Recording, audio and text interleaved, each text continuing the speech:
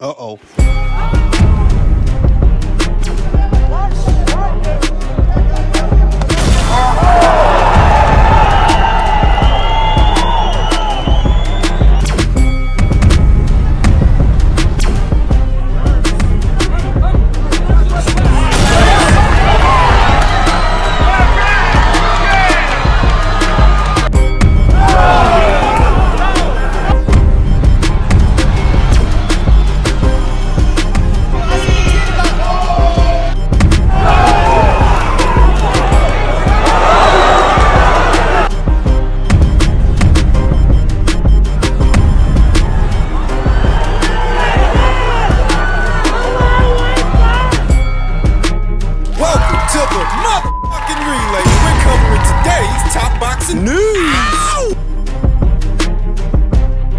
Okay, we'll start with this. Official numbers, vetted numbers, are still pouring in as to just how many people tuned in to see Amanda Serrano and Katie Taylor do the dance again. Where initially they said it was at or around 50 million. The latest number is 74. 74 million. Former fighter turned analyst Sergio Mora took to his social media to react to these numbers, saying 74 million people watched Katie Taylor beat Amanda Serrano for the second time. This is why I consider Taylor the greatest. She has the resume and the numbers to prove it. There's talk of a trilogy. The first two fights were so good that a third fight is not off the table. Does it happen? There's a chance that it does. There's a chance that it doesn't. Michaela Mayer took to her social media to say, Amanda, if Katie isn't willing to agree to a much-deserved trilogy, I would happily drop down to 140 and challenge you. I would be honored to have you on my resume. I think the fans might enjoy it too.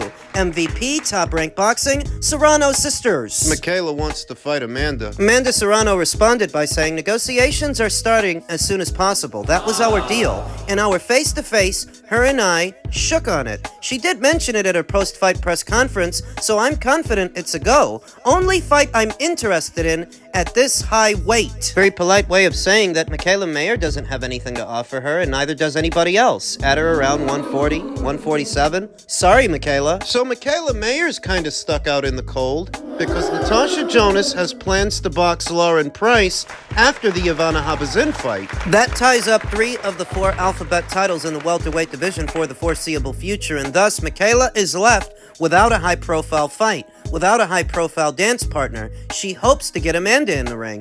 Amanda's not interested. You ain't got nothing she wants, you ain't got nothing she needs, and if you've got to wait a while for a big fight to happen for you, tough titty. How long did Amanda Serrano have to wait for the money to come in and the big fights, the big nights? For a perspective, Amanda Serrano was in the sport of boxing long before Michaela Mayer came to it circa 2016 or 2017. Amanda was in the sport before the big-time promoters, before the big-time money, before Netflix gave a damn. About 2 women boxing? The somebodies that you see out here today, Amanda was in the paid ranks before the vast majority of them, waiting for something big to happen, so that if Michaela has to now wait, oh well, those are the breaks. At that weight, the only fight Amanda is interested in is Katie Taylor, and nobody else. So will a third fight happen? A trilogy where Katie Taylor is 2-0 so far? Veteran boxing scribe Lee Groves said, I think not. Team Taylor will say the fight must be in the UK because she fought Serrano 2 times in the US and won. That is a fair request. But Team Serrano will say they were robbed twice in the US and will not get a fair shake in the UK. That's a stumbling block. Where do you do the third fight? And who pays for it? Under what auspices does it take place? Because this past weekend's fight was paid for by Netflix. Are they about to put up another $12 million for them to do it again? If they're not, who does? Because if nobody does, then third fight don't happen. Now, of course, the 2 promotional outfits could negotiate something amongst themselves, but would it be for the same money? And if it's not for the same money, are the 2 teams going to go through with it? When you have women's fight at this level, they cannot fight for 2-minute rounds, 10 rounds. That should have been a 3-minute fight. They're too evenly matched, and it's so hard to separate who's winning a round. The only way to determine a legitimate winner, clear winner, is to extend it, and you can do that and under this rule set. It's been done before. So 12 threes for Taylor and Serrano, come on. That's a no-brainer. I happen to agree that if they want to do a third fight, I would prefer that it be for 12 3-minute rounds the next time out. Moreover, it might need to be because Katie's 2-0. You need a new angle to sell it. The first time they fought, the angle was getting two of the best women boxers in the world in the same ring. And they did that. The second time out, the angle was settling the score. That the first fight was so tight, some people thought Amanda won. That was the angle. But now that both those fights have happened, Katie Taylor is 2-0. So what angle are you going to use to sell a third fight? And at least one angle is that this time, it'll be for 12 threes instead of 10 twos. But Is Katie gonna go for that? in her own mind, having won the first two, she's going to make concessions for a third. You have to wonder. Questions that need answers. Would Katie Taylor be willing to box Amanda Serrano for a third time? This time for 12 threes instead of 10 twos? If she is, where do you do it? Where does it take place? In America, again, or in the United Kingdom? And who pays for it? Who ensures that the fighters make the same or better money the third time out? Questions that need answers. Thus, we have to see if the two teams can reach a deal that satisfies what everybody wants under these circumstances, because it may not be easy. Men's super middleweight news. You may have heard yesterday they held the kickoff press conference for Benavidez versus Morrell. David Benavidez's promoter, Samson Lukowicz, says, unified interim status fast tracks David. The winner of Benavidez versus Morrell to their title shot, because David Benavidez is WBC interim champion and David Morrell is WBA interim champion. One spitting at super middleweight, David Benavidez's promoter says his fighter will not be left adrift without a title again as a light heavyweight. Samson Lukowicz said he has confirmed an existing policy will be enforced by the WBC and WBA for Benavidez to be the next opponent for the winner of the yet-to-be-scheduled light heavyweight title rematch between Dmitry Bivol and Artur Beterbiev. Beterbiev, after emerging with a majority decision win over Bivol on October 12th in Saudi, will grant Bivol a rematch sometime next year. Lukowicz said that by contracting for the WBC interim light heavyweight champion Benavidez to fight Cuba's WBA interim champion David Morrell on February 1st in a pay-per-view on Prime Video, main event at the T-Mobile Arena in Vegas, the pair have ensured a unified interim champion will emerge in victory. By winning the final elimination, the unified interim champion is empowered to fight for the belt immediately. The only exception that will slightly delay that opportunity is an agreed-upon title rematch like Beterbiev versus Bivol. So, if Beterbiev doesn't fight Bivol next, or if the fight is not made in good time, the sanctioning bodies need to mandate that Beterbiev fight the Benavidez versus Morrell winner. So David Benavidez only fought once this entire calendar year? Last we saw him, it was on the undercard of Gervonta Davis versus Frank Martin, and he didn't look good. He didn't look good to me. Some people want to pretend that he did, but if he did, then why is he explaining himself? Explaining his performance. See, I know exactly what I do. I know that 7 weeks left to the fight, I torn a tendon. 8 weeks left to the fight, torn a tendon. I got closer to 4 weeks, only using one hand. Fucked this hand up. I messed up the knuckle really bad. I got closer to the fight, 2 weeks. I got 10 stitches underneath my eye from a cut and sparring. So I had a whole lot of things going on in that fight. I was this close to canceling. Is that what a guy does after a good showing? Talk about how beat up he was going in. Lie to yourselves on your own time, ladies and germs. Lie to yourselves because you can't convince anybody else. David didn't look good. So how long will the winner of Benavidez versus Morrell wait for the winner of Beterbiev versus Bivol 2 to occur? If it's in June, we have an issue, Lukowicz said. Lukowicz said he feels assured this scenario will improve Benavidez's opportunity to become a world champion again after the Mexico-based WBC didn't order super middleweight champion Canelo of Mexico to fight Benavidez, despite his 3-year-long stay as the division's #1 contender. Oh, you think they're gonna do you a favor this time? Beterbiev's not a Mexican, Lukowicz said. He's not Canelo. He doesn't sell shit. Playing the waiting game, or the Canelo shit, as Lukowicz called it, will not happen. Again, he vowed. Oddly enough, for a guy who doesn't sell shit, I'm pretty sure he made more money in his last fight than your fighter made in his. For a guy who doesn't sell shit, oddly enough, he was the main event in his last fight, unlike your fighter who was just the co-main event.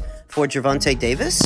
What is it exactly that Samson Lukowicz is getting at when he says that Artur's not Mexican and he doesn't sell shit? He's talking about partiality. Partiality from the WBC. That the WBC may have played favorites between Canelo and his fighter, but they won't do that with Artur because Artur's not Mexican like Canelo and he doesn't sell like Canelo. That the World Boxing Council won't give Artur preferential treatment. Although the calendar would also allow the Benavidez versus Morrell winner to explore a Cinco de Mayo showdown with Alvarez at super middleweight, Lukowicz spoke as if the bout is a lost cause. Stop with the Canelo questions. He scolded one reporter at the Benavidez versus Morrell news conference Tuesday. Sampson said that if Beterbiev versus Bivol 2 goes down in June, that's going to be a problem. Why would that be a problem? Your fighter is fighting his fight in February. In this scenario, Beterbiev and Bivol fight again in June, and then your fighter, if he wins, he can fight the winner of that fight in the fall. What's the problem? Why would those two fighting again in June be a problem? Because he doesn't want to fight the winner of Beterbiev versus Bivol. That's the problem, and that's what I've maintained throughout. He doesn't want to fight the winner of that fight. He's putting on unnecessary time constraints because what he really wants for David is to pick up a title. He's hoping that the winner of that fight gets stripped somehow. Which is rich coming from him, seeing as his fighter was only able to get out there once this entire calendar year. Well, now you're in some kind of a hurry? Don't blame Canelo for your fighter fighting only once this entire calendar year. That boils down to you and your team and what resources you have, which I can tell aren't many. Canelo didn't hold you up. If you wanted to fight again this year, he wasn't stopping you. And now you want to put time constraints on Beterbiev and Bivol? Who do you think you are? Beterbiev doesn't sell shit. You don't sell shit. You did not end up on Gervonta Davis's undercard as a co-main event because of how many pay-per-views you sold, how well you did at the gate. You think if his two pay-per-views with Caleb Plant and Demetrius Andre did in the neighborhood of 300,000 or 400,000, he would have ended up as the co-main to Gervonta's main? Please. Yeah, Artur Beterbiev ain't exactly Julio Iglesias, but you ain't exactly Enrique either. And while the WBC may not be partial towards Artur, you know who they might be partial to? The guys paying for the show. The guys paying for the fight. Turkey and the Saudis? They might be partial to them. So maybe you haven't thought this all the way through. What are you trying to do? Assert A-side status over the winner of that fight? You don't sell shit. I have everything for winning Benavidez. You know, I have like the move and dance. I'm fast. I have power. So a lot of people that fight Benavidez have like, the three, have a two, have a one. You know what I mean? So I have everything for the for winning the Benavidez. So for the win here. So you say you're able to move, you're able to box, I got everything. Slug, you got every I tool. got good legs, So didn't have to do this. No, I can't do it. I can't do it. What do you provide that David hasn't seen before? With David having fought so many seasoned guys in the past, what do you have at 11 fights, 11 victories that David Benavidez hasn't seen before? ¿Qué haces vos que David no haya visto nunca en otro oponente? Man, I told you. David. That's it.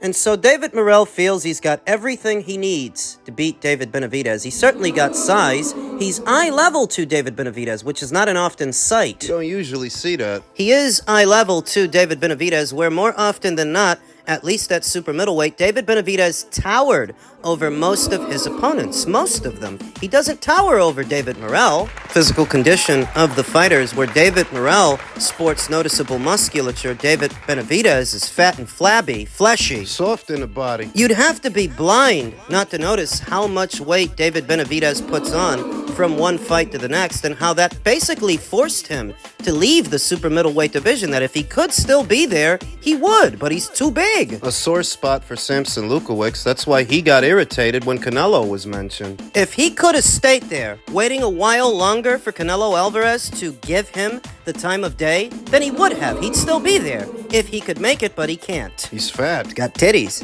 David Benavidez has never been a body beautiful kind of guy. He's never been an Adonis, though. If Big Muscles won fights, then Chris Billum Smith would have beat Zerto. Zerto looked fat and flabby and fleshy when they fought, but who won? Zerto. Then again, Zerto Ramirez has proven himself to be a much more dynamic fighter, versatile fighter than David Benavidez. David Benavidez is now trying to do what Zerto has already done. Not only has Zerto become a bona fide two-division champion, he's unified now. He is making history. See if David can. So he's got this David Morrell fight coming up.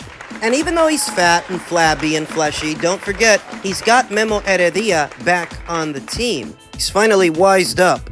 Instead of rolling the dice with an experienced veteran in his next fight at light heavyweight, he's fighting a super middleweight who moved up to light heavyweight like himself in David Morrell, and tack on that he already has more experience than David Morrell. He doesn't want to labor with another veteran at 175 like he did the last time, so he's fighting David Morrell. And it's smart, because the sooner you fight him, the better your chances. David Morrell already has the right base style for the job, the right physical dimensions. All he's missing is the experience, the rounds in the bank. He is a hard puncher. He is a good boxer. He's a big boy. And he brings more to the table simultaneously than anyone that David Benavidez has fought before, because there was always an angle before. Fighting a past prime Anthony Durrell, a past prime David Lemieux, who was better at middleweight anyway. He was tiny as a super middleweight, or Demetrius Andrade, who was in his mid-30s. Looked like shit in his super middleweight debut. There was always an angle. Here,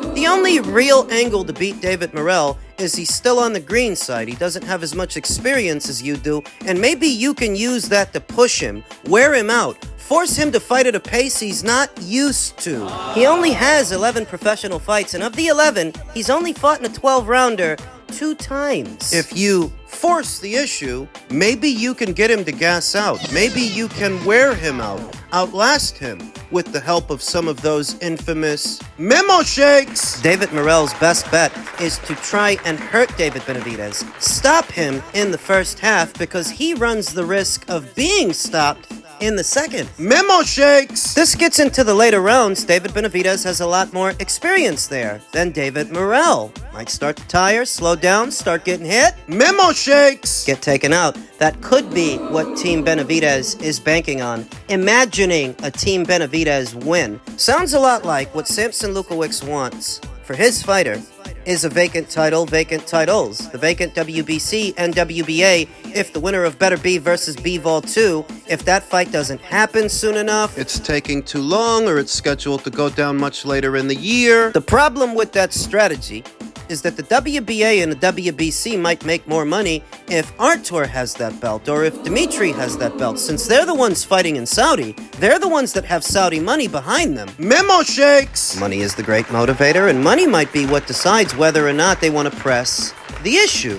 What makes them more money? If Artur has that belt, or Dimitri has that belt, boxing in Saudi, or if David has that belt, doing whatever he's doing in America. What do you think this fight he's about to have is going to do in America? How many pay-per-views do you think it's going to sell? Curious future in the light heavyweight division, and all the ties that bind, because it all ties together.